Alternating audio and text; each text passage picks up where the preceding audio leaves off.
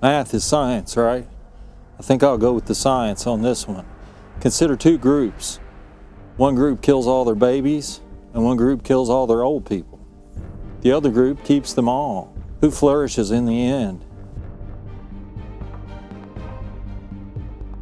Whose population grows, whose population withers. Keep that in mind. I think we've got nothing to worry about in the long run. I'll trust the science.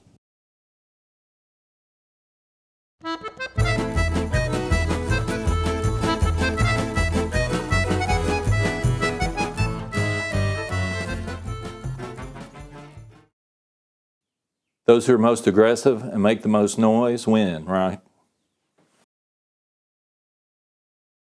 What do you mean? Why in the world No did way. that? You are worthless. Seriously? In the world. No.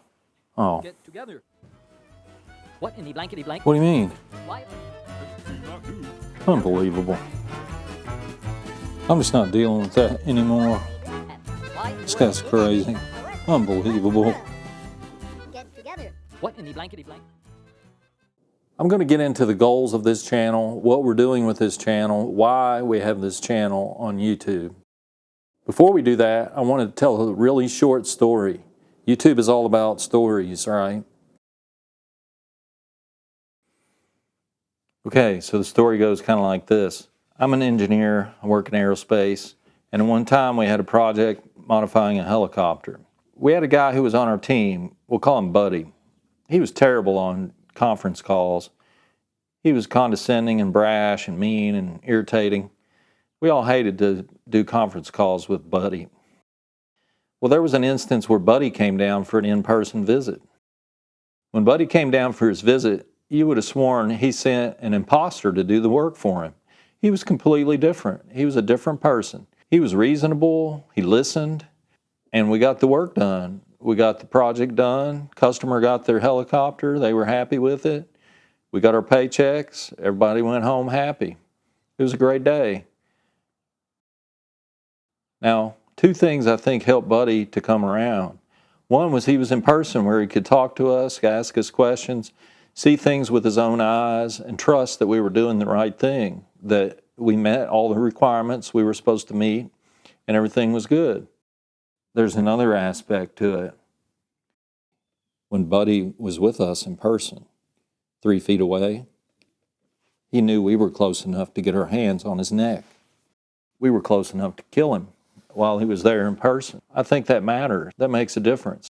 I can be awfully tough here on this YouTube video when nobody's here and I'm just talking flat into a camera, but there's a person at the other end. And so I have to remember that.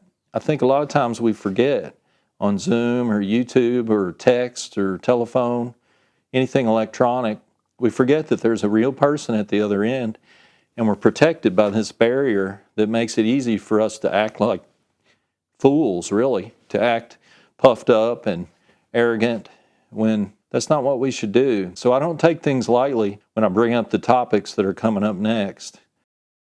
I'm discussing problems that real people have, and I want to help. I think we want to do the things that help them, not hurt them. I'm filming this in different little segments, so forgive that, but I wanted to talk about what you're likely to see on this channel. Most of the time, it's very lighthearted, it's very fun. We're having fun with the kids, we're showing you projects that the kids do, or projects around the farm or the house, just silly things, kind of lighthearted things. But I'll tell you, we homeschool our kids. My wife and I didn't like the way our federal government and our public schools was handling the homosexual topic.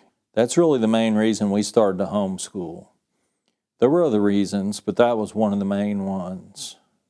My wife and I kids are a Christian family. We're Catholic. We love everyone.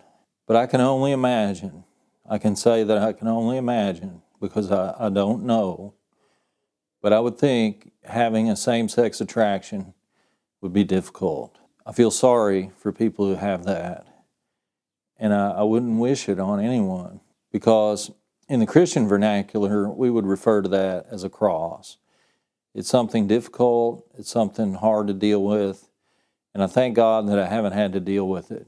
And for those who do, I'm sorry. For millennia, I guess since the beginning of time, people have dealt with this issue. It's nothing new. But why our government and some in our society seem to think that homosexuality is normal and good is beyond me. Someone with these kind of feelings, I would treat with compassion and love.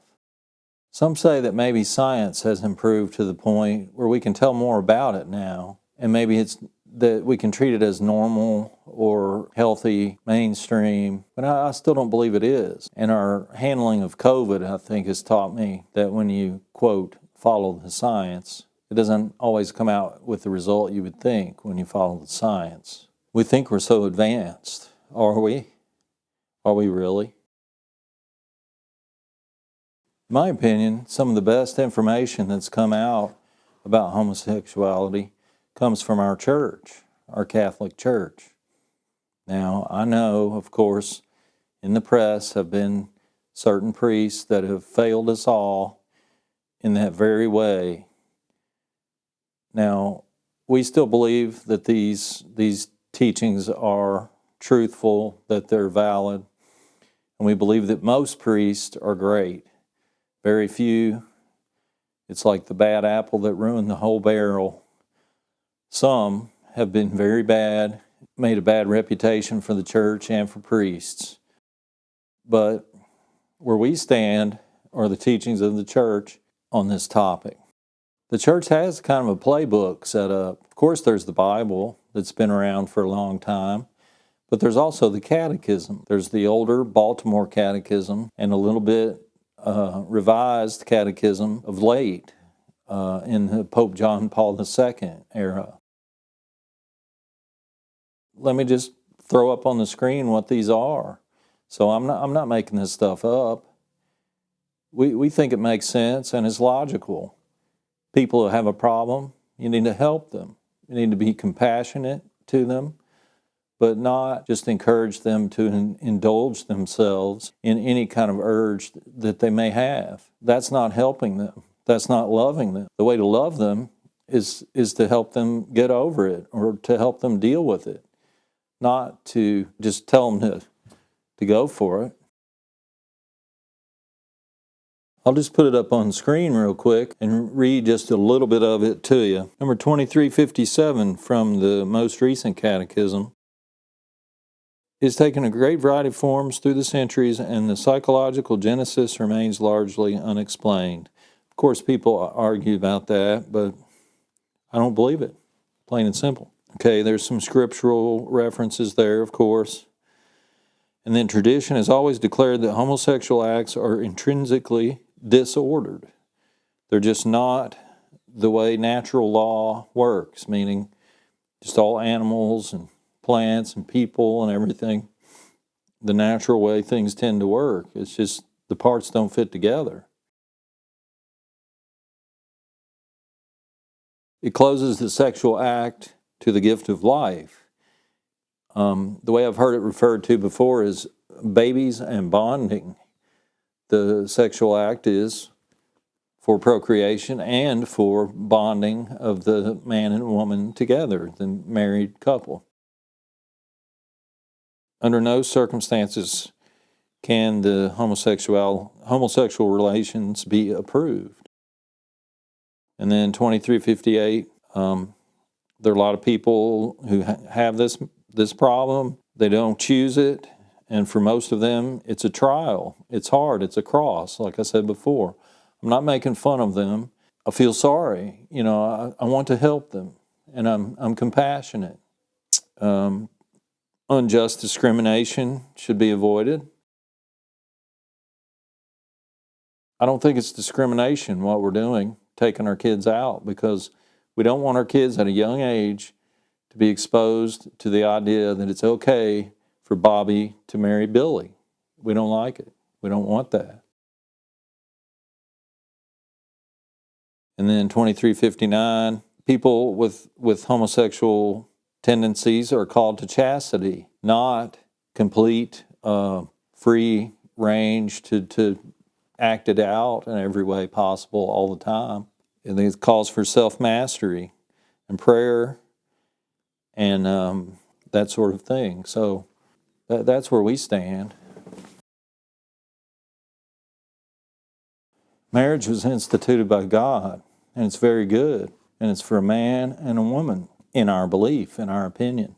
And we don't want that, we feel like we don't want that perverted. We don't want that made any less than it is in its perfection. So that we feel it's made less with same-sex couples. And we just think it's invalid. It's just not possible. I've got a couple of examples I'll just throw at you. I like donuts. I like to eat donuts. Say I really love donuts, and say it's so extreme that I love donuts as much as sex. It's just outstanding. Donuts are amazing. Every time I open my mouth, I'd like to put a donut in it. I'd say that's a little bit over the top. That's a little too much donut.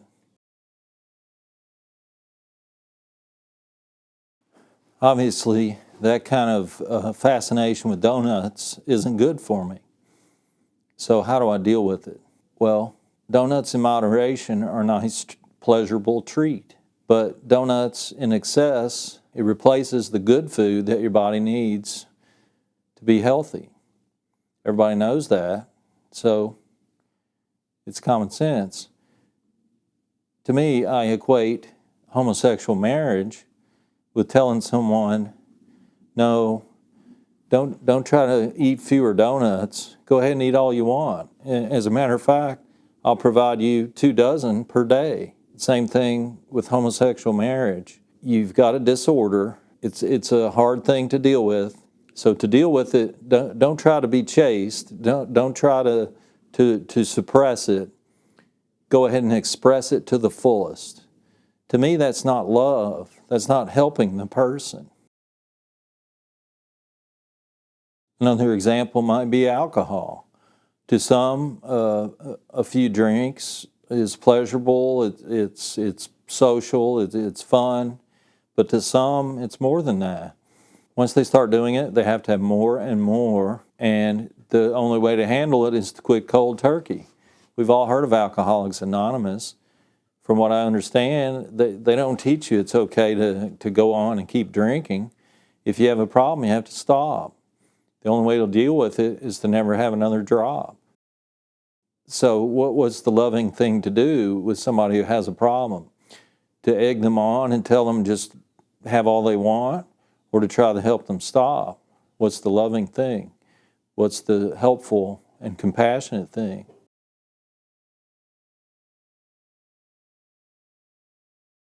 In June of 2015, my wife and I watched a Supreme Court decision coming down in the United States that guaranteed same-sex marriage to homosexual couples. If my wife decided right then our kids would never see a public school again, it changed the country for the worse as far as we're concerned.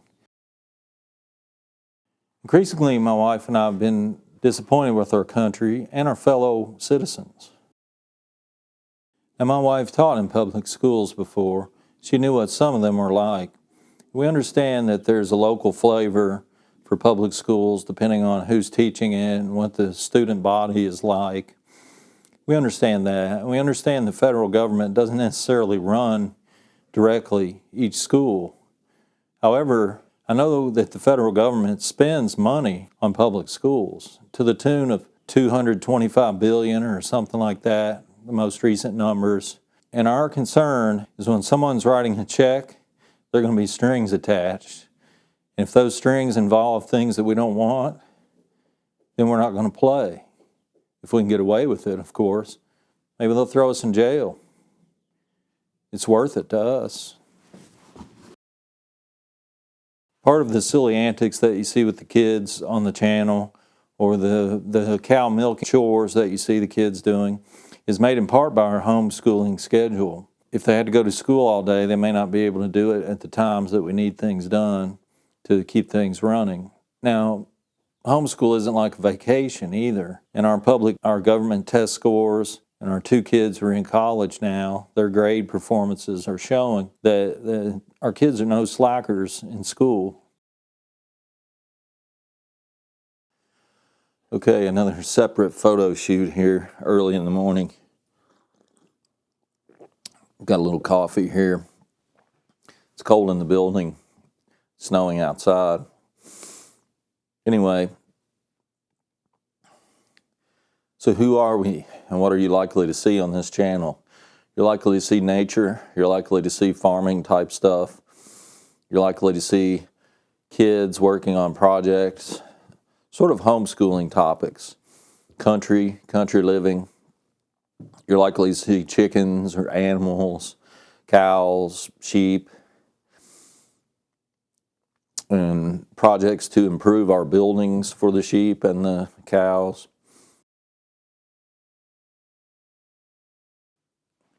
We're Catholic, we're conservative, we ain't woke. You're not likely to see any AI content on this channel other than maybe help with thumbnails. We're old-fashioned. We're slower than average. I speak slower than average. We live slower than average. Our kids do activities, but not 5 at a time. We don't do soccer and basketball and cross country at the same time. We have too many kids for that, and we think that when we run around doing that, we distract ourselves from what we really ought to be doing. Our main goal is to get to heaven and get the kids to heaven, get ourselves to heaven if possible, if God will allow it. We try to work out our salvation every day.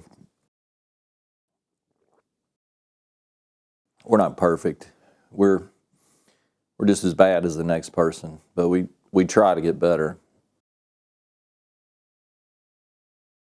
In 2019, late in the year, in late September, October, my sister had a strange flu with a heavy cough that she couldn't shake. Now, my sister was a pretty healthy person, and we wondered what in the world had caused her to be so weak that she couldn't get over this flu. Well, it wasn't long after that, a little bit later in 2019, it was announced that a virus was traveling the world, and we didn't know quite how to deal with it completely. At the time, I gave our government and world governments benefit of the doubt and deferred to those who were supposed to know what they were doing to tell us what to do and how to handle it. Usually we would trust our government and our healthcare officials to teach us, but this didn't work out quite so well. Hindsight is 20/20, of course, and they did the best they could at the beginning. But I think as this wore on, we saw more and more that this was a sham. It had communist overtones, and I really didn't like the way it was handled.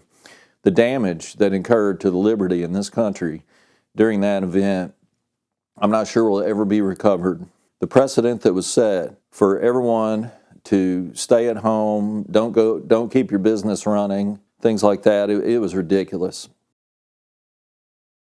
What's important? What's important is faith. What's important is your soul. Your soul exists and your body exists. What's more important, your life or your soul? What lasts longer, this life and your body or your soul? So it was really irritating and a downright abomination that our government said, churches are not important. You don't need to go to church, even if you can try to space yourselves out and do it in some kind of somewhat safe way. But we're going to keep the abortion mills open. And if you want to go to a gun shop, buy a little ammo, that's essential. If you want to go buy a sandwich down at the store, that's essential. You got to have that. But churches, well, we can do without that. That was an abomination. Thank God when that happened. We had just moved to our 50-acre place.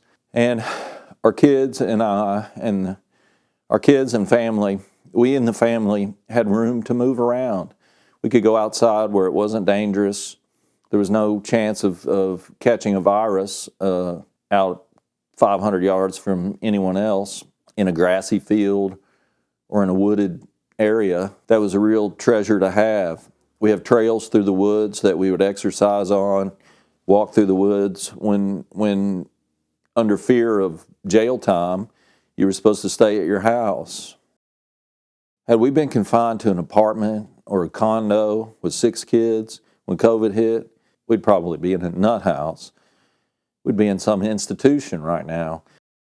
We noticed out here in the country, people did their outdoor activities, their excavating and building homes, and a lot of business went on as usual, as it should. We tried our best to keep things going, but that was a bad time. I really hated it. But if not, that was one benefit of living in the country. I'm so glad we had it. You can have it too. Come on out. As I said before, we were Catholics, and during the COVID pandemic, I didn't hear reports of very many bishops who stood up for us and fought for our right to assemble and attend Mass in person. We were relegated to watching on TV Masses that occurred. People got in the habit of wearing their sweatpants and pajamas during Mass, and a lot of them never went back to Mass. They continued to go to the live stream the rest of their lives. I thought that was a travesty.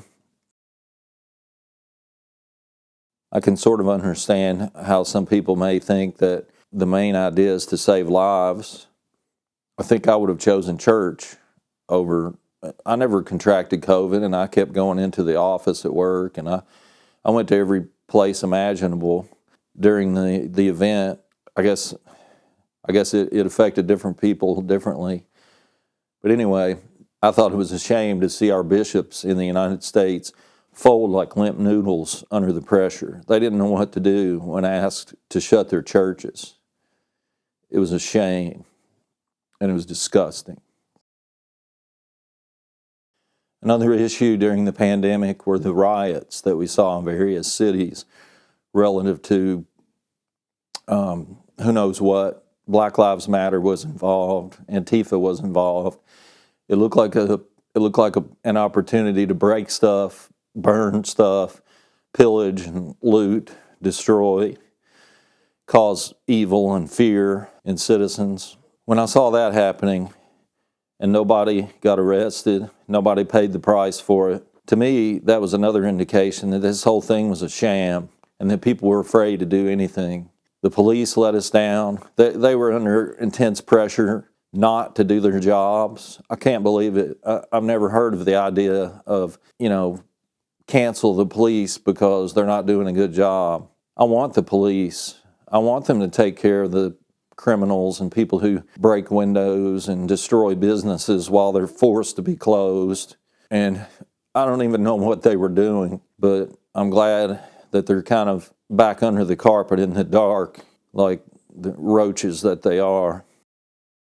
That was another benefit we had of living out here in the country. We could see that stuff happen on the TV or watch it on the internet, and we knew that we had a bit of a buffer before it would happen to us. We were out in the country, we were in a small town, kind of away from all the bigger cities where a lot of this unrest took place.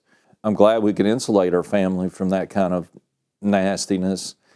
They can get enough of that when they become adults if they want it, but I'm not going to subject it to them when they're 10 years old.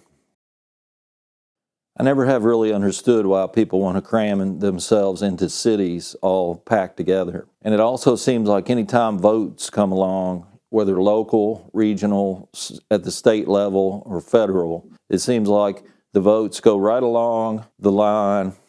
The votes are divided, conservative versus liberal, exactly along city limits. It seems like you see these maps of blue versus red and votes that come in, and the colors that I want seem to be all out in the country, away from bigger cities. And it seems like the liberals all congregate in big cities like Los Angeles, New York City, Chicago. I don't understand why they congregate together in big cities and why they prefer big cities so much. There's more to life than concrete, pavement, and tall buildings. We live in a country full of a lot of different people, and that's okay, and we have to live together. I hear a lot of noise in the media and on TV and internet and forums and everything else from people who want environmental laws and people who live in the city with liberal ideas and ideals. Just understand where we're coming from. This truck behind us is a big diesel truck, but it carries all 8 of us and a lot of our stuff when we want to go on vacation or haul livestock to the market. It's hard to do that in a minivan because we don't have the towing capacity.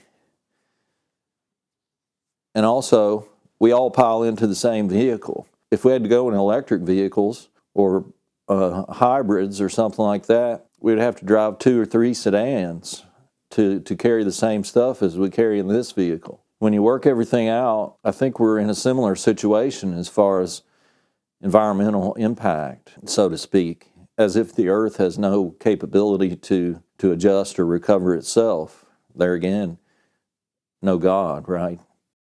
Some people just seem to think as the pavement ends, so does life. Well, there's life out here, and you should check it out. I shudder to imagine the number of inner city kids who've never been to any place where they can sit and listen and hear the ringing in their own ears. They can hear owls and coyotes rather than car horns and sirens. It's a different experience. You look up in the sky and you can see the stars, not a big glow of security lights. It's worth a trip at least.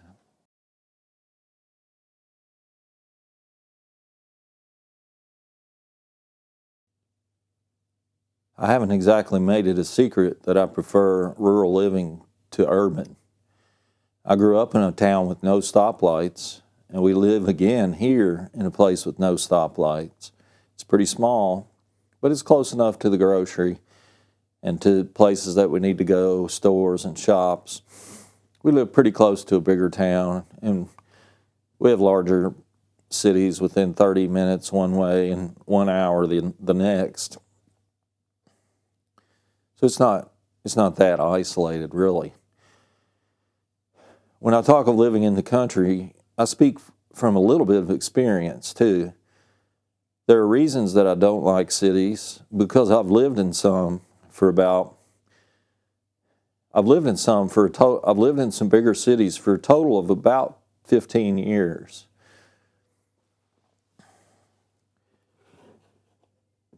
I'll use my phone for reference so I don't forget any of them. This is a short list of places. My wife and I, we've lived in the suburbs of Baltimore, Maryland, and Washington, D.C. for a few years. We live near Louisville, Kentucky, and now near Lexington, Kentucky. Now, neither of these towns are huge, obviously, but they're bigger than where we are now, and they have some of the same maladies as some of the bigger cities. My wife traveled a lot more than I when she was younger and single. She had the opportunity to take some trips to Spain and France and Italy and other countries. She visited lots of little towns and bigger towns overseas. Now, since then, we've visited or traveled through a lot of different cities. St. Louis, we've taken vacation there. Kansas City, we have a son in college, somewhat close to there. Boise, Idaho, we have some family there. Miami, Florida, I visited there for a conference. Cincinnati, Ohio, we live fairly close to there, been there many times. Guadalajara, Mexico, we visited on a trip once for a certain event. Charleston, West Virginia, Charleston, South Carolina, we've been to there, we've got family around there. That's not huge, nice little town. Baton Rouge, Louisiana, a few others. We've seen some concrete. We've seen some tall buildings. New York City, we've been there. It's just not my thing. It's not what I want. When I want to go somewhere, I want to get in my car, I want to drive there. I don't want to have to wait in a lot of traffic. I get that even locally in a little town 30 minutes from here. Anytime there's construction on any kind of street or road, there are detours and traffic lights and lanes scrunched down to one lane from 3 and causes all sorts of problems. So anyway, we started homeschooling a while back, even before we moved to the country. We started homeschooling when we lived in a subdivision, and it was nice then. But here out in the country, there are even more opportunities for the kids to run around and learn and play and climb trees and have lots of child fun while they're children. When they become adults, they're welcome to explore and get into any kind of city or country living that they want. And at that point, we'll honor and respect whatever they want. But at this point, we think it's better for them to breathe fresh air. My wife was a teacher before we met. She was actually teaching when we met. She taught for over 10 years, I think, in different public schools and private schools. So she has a leg up on most people who want to homeschool because she has the training for it. Now, we buy books and lesson plans from a real school, and we use those so that we don't have to spend all of our time planning the lessons, and we make sure that we cover what we need to cover, and it's at least what's covered at the public schools, if not exceeding most of those topics.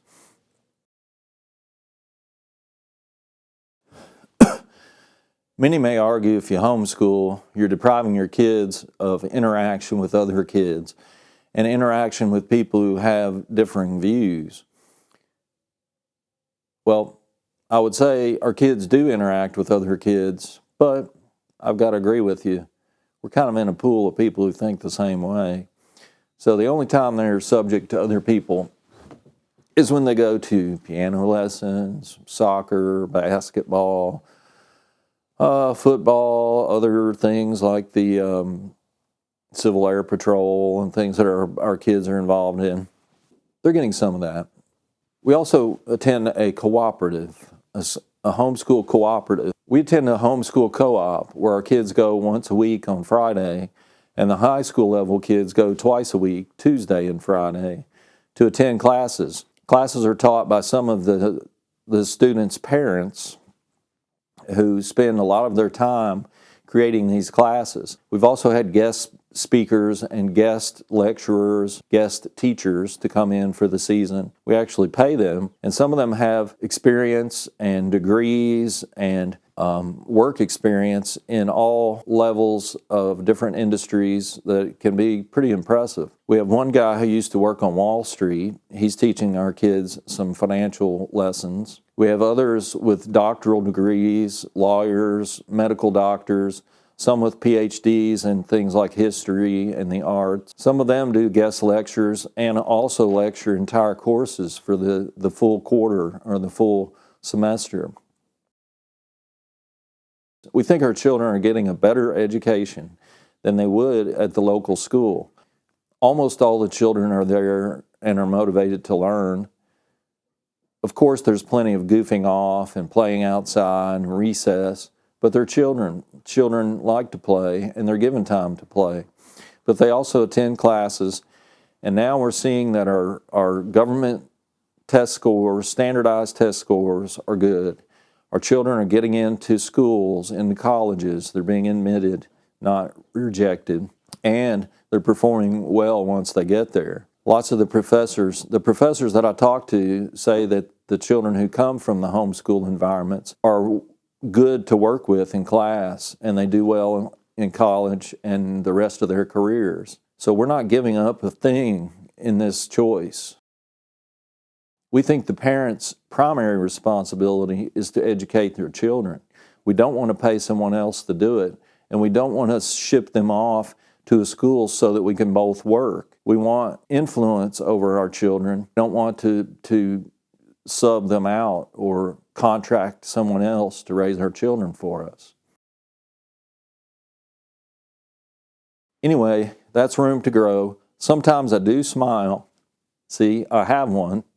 I do have fun sometimes. A lot of times on the videos I'm nervous or I'm talking about a serious topic, so I'm kind of stern.